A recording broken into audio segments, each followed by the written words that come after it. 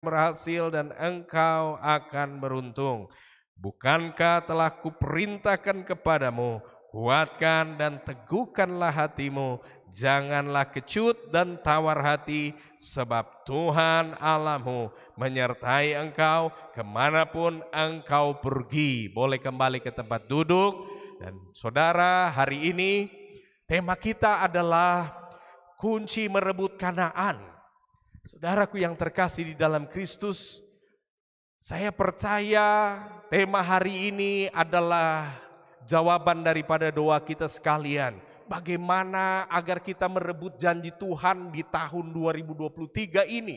Saudara, ketika Tuhan berfirman kepada saya di bulan Desember 2022 kemarin, dan saya bertanya apakah yang menjadi visi Tuhan untuk tahun 2023. Tuhan berkata Papua adalah rumah roti, Tuhan katakan. Lalu dia lanjutkan Papua adalah Bethlehem Allah. Artinya di Papua ketika dunia ini saudara dengan segala isu ekonomi global berkata bahwa ada kegelapan ekonomi, tapi Tuhan berfirman dan berkata ada jawaban bagi Papua. Papua adalah rumah roti, artinya Papua akan mengalami ketersediaan makanan. Tuhan akan menyediakan perbendaharaan di negeri ini, saudara. 2023 dan seterusnya akan ada perlindungan penyertaan Tuhan. Tuhan tidak akan membiarkan umatnya di negeri ini mengalami kelaparan. Dan ketika Tuhan berfirman juga, rumah roti dalam bahasa Ibrani artinya Bethlehem.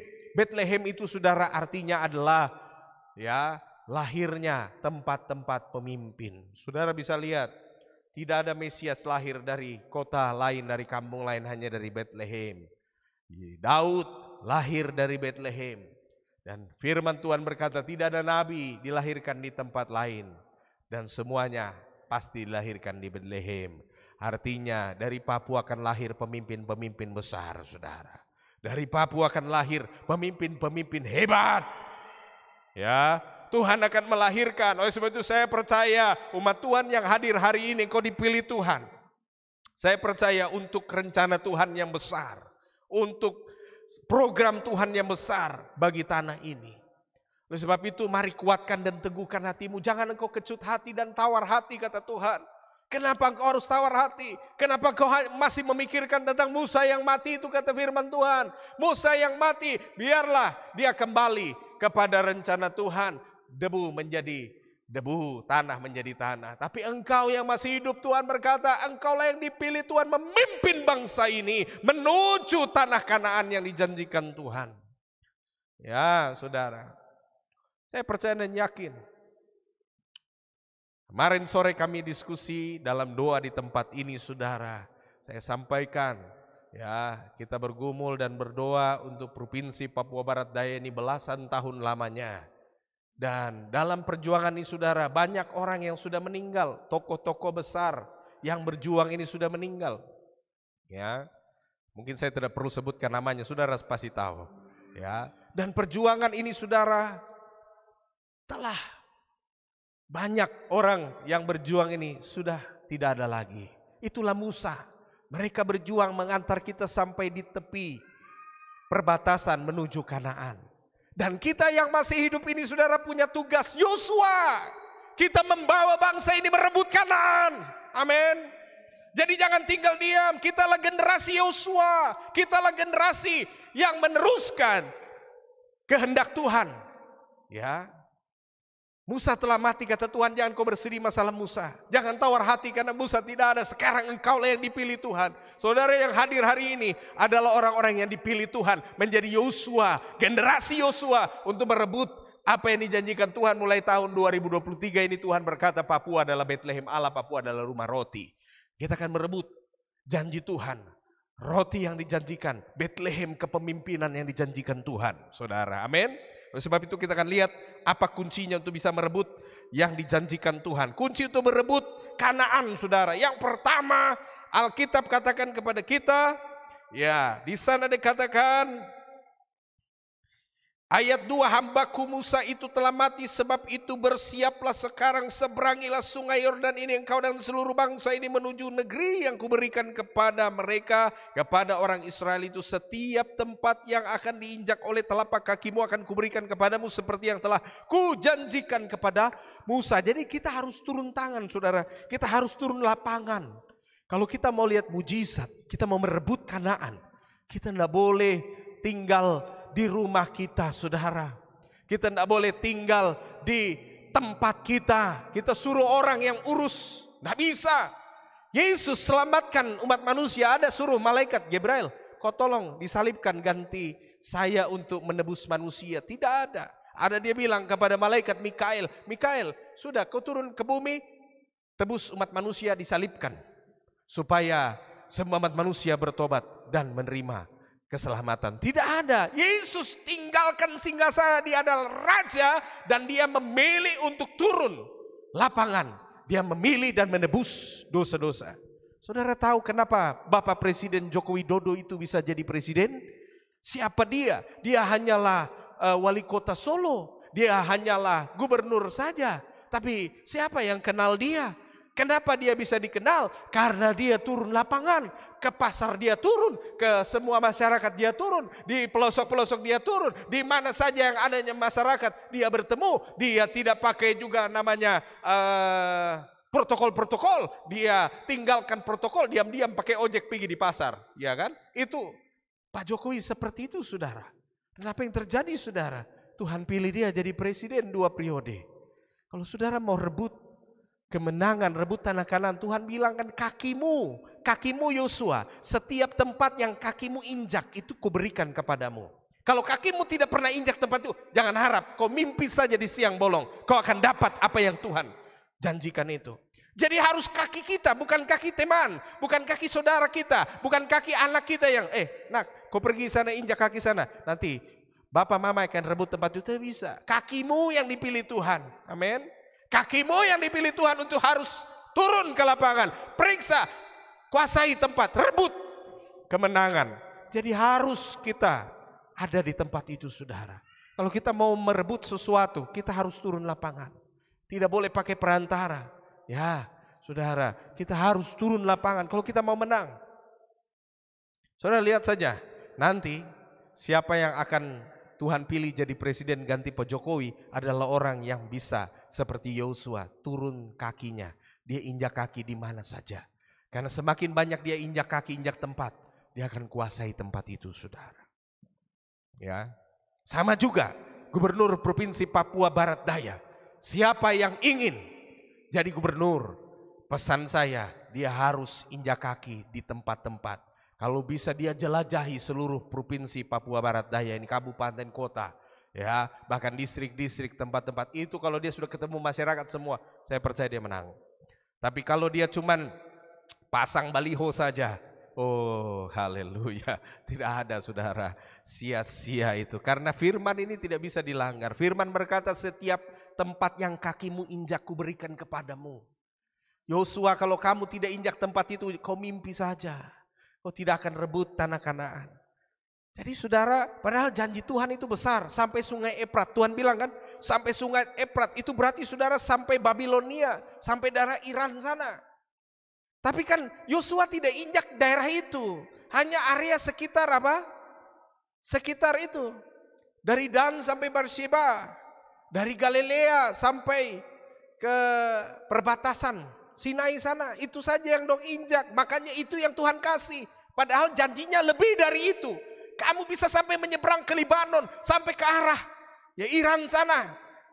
Ya, padahal janji Tuhan itu besar. Tapi karena Tuhan sudah bilang, kasih penjelasan, kaki yang kau injak itu yang kau kasih. Tapi janji Tuhan itu bisa kau sampai sana, sampai seberang sungai Efrat sana. Kamu punya penjelajahan, kau bisa kuasai. Tapi apalah daya manusia. Manusia hanya kemampuan injak kaki area seputar Galilea, Yudea, Samaria itu, saudara, ya. Akhirnya apa terjadi? Daerah itu saja yang belum dapat. Karena daerah itu yang mereka injak. Ya. Jadi hari ini Bapak Ibu Saudara, kita harus turun lapangan. Amin. Urus barang, jangan suruh orang yang urus. Urus diri sendiri. Ya, tes juga, tes diri sendiri. Jangan suruh orang lain yang tes. Ada istilah pakai joki, nanti joki yang bermain. Jangan saudara. Apa adanya, segala kemampuanmu Tuhan akan tolong engkau lulus. Dan kau merebut. Amin. Jadi itu penting saudara. Yang kedua kita lihat. Kuatkanlah hatimu, kata firman Tuhan. Ayat 6, kuatkan dan teguhkanlah hatimu. Ayat ini saudara diulang 3 kali. 3 kali. 3 kali diulang saudara. Ayat 6 diulang, kuatkan dan teguhkan hati. Ayat 7 diulang, kuatkan dan teguhkan hati. Ayat 9 dikatakan, kuatkan dan teguhkan hatimu. Ada apa? Ada apa? Coba kita lihat bahasa aslinya, kazak.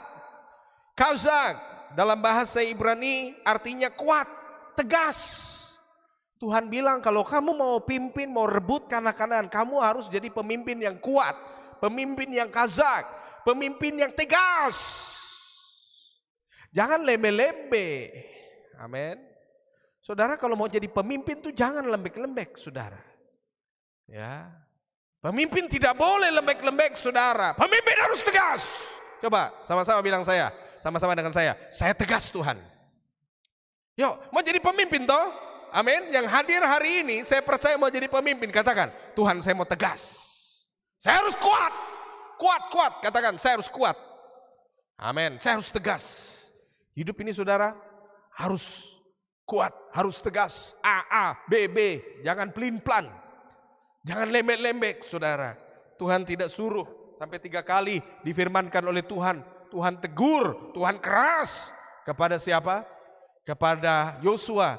Yosua, kenapa kau lembek-lembek begitu? Pemimpin apa yang lembek-lembek begitu? Tidak bisa jadi pemimpin kalau lembek-lembek. Bahkan Tuhan bilang ayat 9, dia bilang, aku perintahkan kau jadi kuat. Perintah Tuhan untuk tegas itu saudara. Untuk jadi kuat itu perintah. Tuhan sampai tegaskan dengan sebuah keputusan. Perintahku kepadamu Yosua, kau harus tegas jadi orang. Jangan lembek-lembek. Supaya kau rebut tanah Kanaan. Ya, saudara, kalau kita mau tes saja, mau rebut segala sesuatu, tapi lembek-lembek, ya, orang lain tindis kita. Amin. Orang lain injak kita, orang lain geser kita.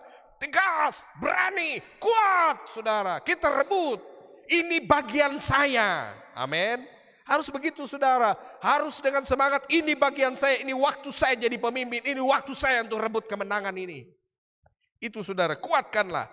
Maka Tuhan katakan, kazak, kamu harus kuat. Kemudian yang ketiga Tuhan bilang apa? Teguh. Ayat 6, ayat 7, ayat 9 sama. Dan kuatkan dan teguhkanlah hatimu. Tuhan bilang kau harus jadi orang yang teguh. Teguh itu amats dalam bahasa Ibrani, amats. Amats itu artinya kuat, gagah berani. Waspada. Jadi ternyata kuat, teguh itu artinya saudara waspada juga. Ya, jadi pemimpin harus waspada. Jadi teguh itu bicara tentang berani, bersemangat, gagah, ya, tapi juga pemimpin yang waspada. Saudara, hidup kita ini tidak boleh sembarangan saudara. Kalau mau rebut tanah Kanaan itu kita harus jadi orang yang teguh. Teguh itu juga berarti waspada. Dia melihat segala peluang tapi juga melihat segala celah-celah dan juga kelemahan diri. Sehingga tidak sembarangan mudah diterobos orang, tidak mudah dijatuhkan orang, tidak mudah dihancurkan lawan. Itu caranya saudara, kita harus menjadi amats. Amats itu artinya teguh, yang juga berarti ya waspada. Ya, waspada. Jadi melihat sekitar, tenang kelihatannya pemimpin itu, tapi juga dia membaca situasi. Begitu saudara, itu pemimpin yang mau merebut Kanaan. Kemudian yang keempat, Alkitab katakan, bilang sama kita, ayat 7, hanya kuatkan dan teguhkanlah hatimu dengan sungguh-sungguh, bertindaklah hati-hati sesuai dengan seluruh hukum yang telah kuperintahkan kepadamu oleh hambaku Musa. Tuhan bilang yang keempat, untuk kita rebut tanah Kanaan saudara, kita harus menjadi orang yang bertindak hati-hati sesuai dengan hukum. Bertindak hati-hati sesuai dengan hukum. Apa artinya? Jangan langgar aturan. Kalau saudara mau rebut Kanaan, jangan langgar aturan. Saudara tahu artinya jangan langgar aturan? Langgar aturan itu kan artinya spekulasi. Sesuatu yang tidak ada dia bikin ada. Sesuatu yang tidak bisa dia bikin bisa. Nah, ini saudara jadi permasalahan. Ya syukur-syukur kalau tidak terdeteksi. Tapi kalau terdeteksi oleh panitia, oleh tim pemeriksa, maka apa yang terjadi? Melanggar aturan berarti diskualifikasi atau gugur, saudara. Amin. Jadi mau rebut Kanaan, jalan sesuai aturan saja. Amin. Jalan sesuai dengan hukum yang berlaku. Tata kelola yang sudah diatur, ikuti. Ya, istilahnya jangan lompat pagar, lewat pintulah. Amin. Jangan lompat jendela, lewat pintu. Karena Tuhan berkata kepada orang yang mengetuk pintu-pintu dibukakan. Tuhan tidak bilang ketuk jendela, nanti jendela dibukakan bagimu. Haleluya. Jadi kalau kita mau rebut tanah Kanaan, rebut tahun 2023 Papua Rumah Roti Papua dan Bethlehem Allah, jangan lompat jendela, jangan lompat pagar, buka lewat pintu, ketok baik-baik sesuai aturan saja. Maka engkau akan merebut kemenangan yang besar yang dijanjikan oleh Tuhan Yesus. Amin. Ya, bertindak hati-hati sesuai hukum. Artinya apa? Jangan langgar aturan. Yang kelima, Tuhan berkata, janganlah menyimpang ke kanan dan ke kiri. Ayat 7 bagian C. Janganlah menyimpang ke kanan atau ke kiri, supaya engkau beruntung kemanapun engkau pergi. Jangan menyimpang ke kanan, ke kiri. Ya. Jadi saudara fokus untuk tujuan hidup.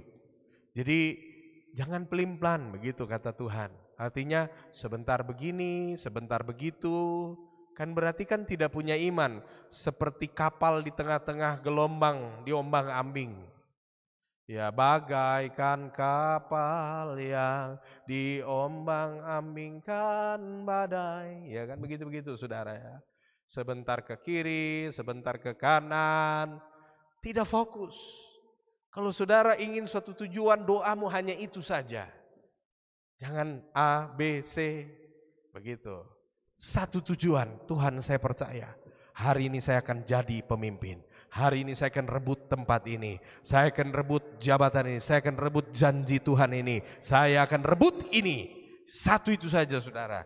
Karena Tuhan dia senang kalau kita cuman fokus pada satu tujuan. Amin. Ya, Yesus di bumi ini dia tidak berfokus jadi raja.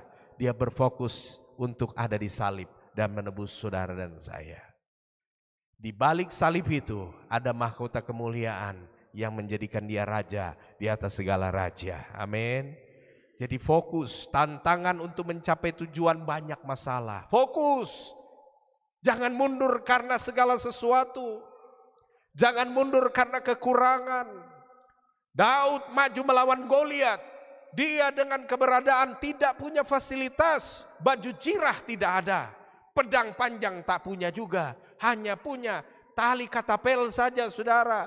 Siapakah Daud itu saudara? Hanya anak gembala domba, tidak pakai baju jirah.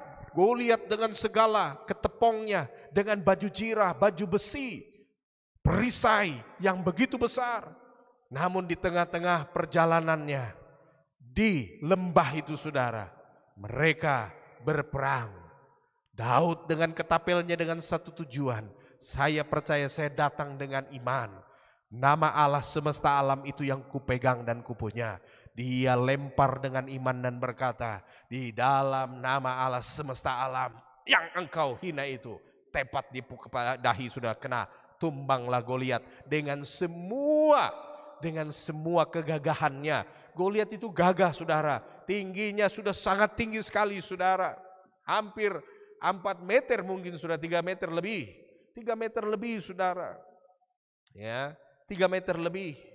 Bayangkan saudara, bisa tumbang raksasa itu. Dan Alkitab katakan, lalu diambilnyalah pedang Goliat itu dan ditebasnyalah kepalanya. Terpisahlah antara kepala dan tubuh Goliat. Lalu pergilah, bubar seluruh barisan tentara Filistin itu, saudara. Ya, Filistin itu. Kemarin kita di Israel, saudara, saya turun ke lembah di mana Daud ambil batu, ya, batu yang lempar Goliat itu. Kalau kita di bagian atas, saudara, saya lihat batunya itu semua rata-rata tidak seimbang, tidak ada yang bulat. Nanti turun ke bawah sungai itu, kebetulan sungainya kami datang itu lagi kering, karena kebetulan lagi musim panas. Kalau dia musim hujan atau musim salju, itu nanti dia air tutup, saudara. Jadi pas di lembah itulah saya cari-cari mana batu yang kira-kira Goliat itu bisa tumbang itu. Ternyata di bawah itu banyak batu yang bulat-bulat, saudara. Tapi kalau di bagian permukaan atas, di pinggir sungai itu di bagian atas itu tidak ada batu yang bulat-bulat. Karena semua rata-rata panjang-panjang. Dan kalau panjang dilempar tidak mungkin, saudara, lemparannya lurus. Pasti Daud pilih, makanya Alkitab katakan lalu pergilah Daud ke dasar sungai itu dan mengambil 5 batu. Dia pilih betul, jadi saya juga ikut pilih betul, cari batu. Saya bawa dari Israel batunya, saudara. Saya bilang ini batu yang Goliat ini.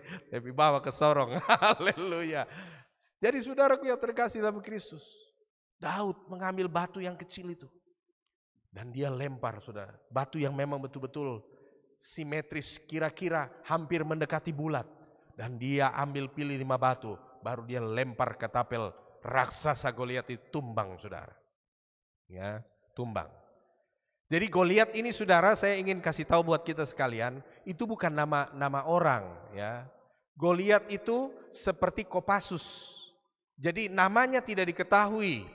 Jadi setelah dijelaskan oleh guide kami, dibilang sekali lagi Bapak Ibu, kami jelaskan bahwa Goliat itu bukan nama raksasa itu, bukan. Goliat itu nama infanteri. Infanterinya seperti tadi, Brimob. Ya, seperti Kopassus misalnya, atau Baret Merah misalnya, seperti itu ya. Jadi itu Goliat itu nama peletonnya, saudara ya. Dan saudaraku yang terkasih dalam Kristus, pasukan khusus yang namanya Goliat itu. Bayangkan pasukan khusus ini sudah terlatih ya puluhan tahun, mungkin belasan tahun, dikalahkan oleh anak kecil yang tidak punya pendidikan militer. Sekali lagi, tidak punya pendidikan militer.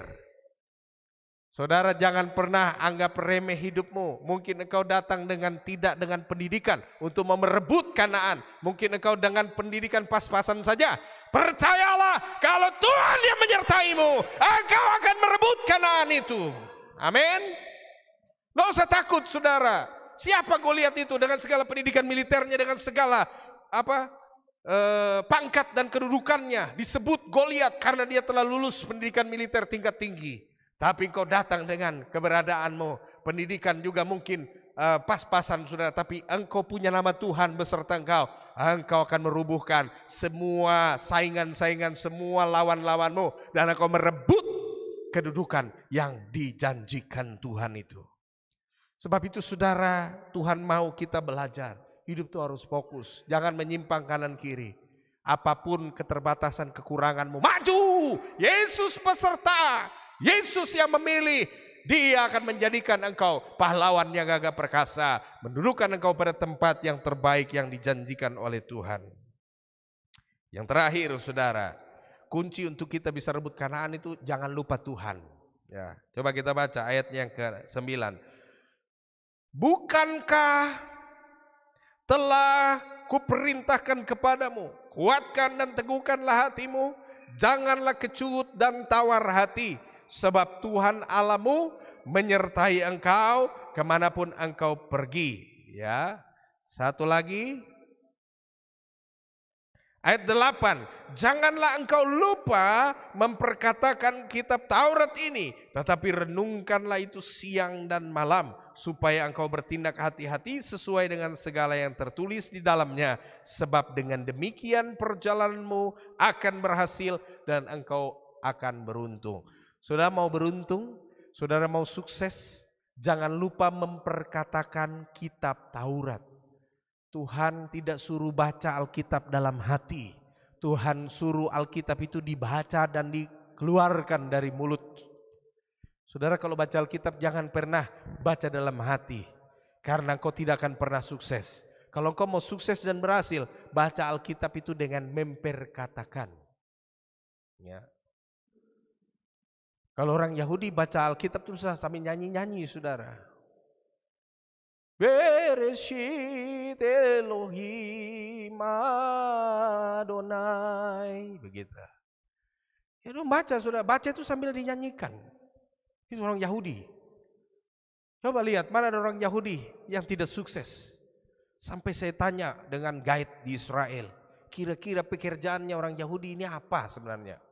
Karena di Israel itu, saudara, ada Yahudi, ada juga Israel Arab. Ya, jadi ada Yahudi Israel, ada Arab Israel.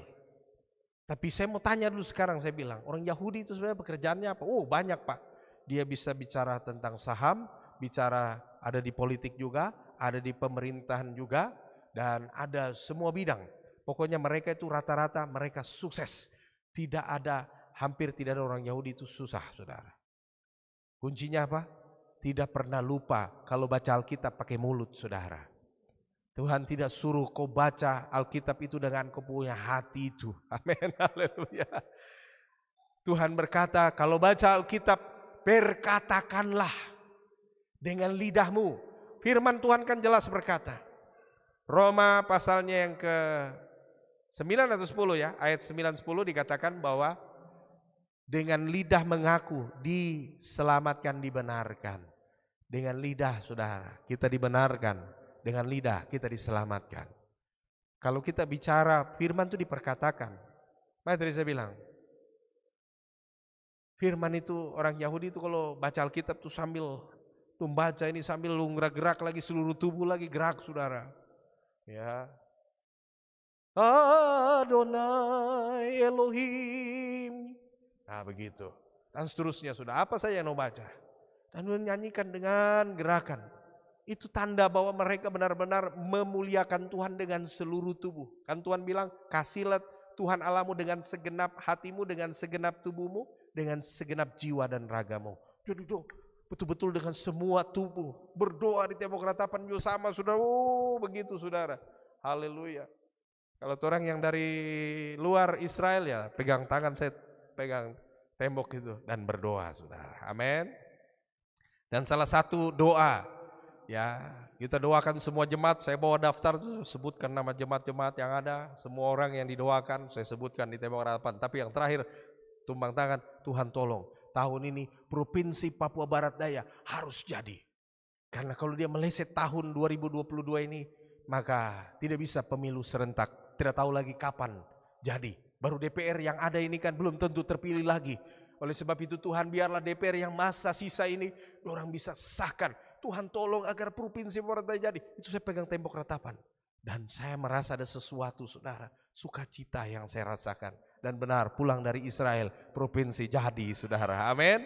Ya, kita berdoa. Ada juga yang bagian berjuang, saudara, ya, berjuang dengan segala macam, dengan segala tingkatnya, lobby-lobby dan seterusnya, bahkan juga dengan dana belasan tahun berjuang, itu semua bersatu di udara dalam kemuliaan Tuhan dan jadi.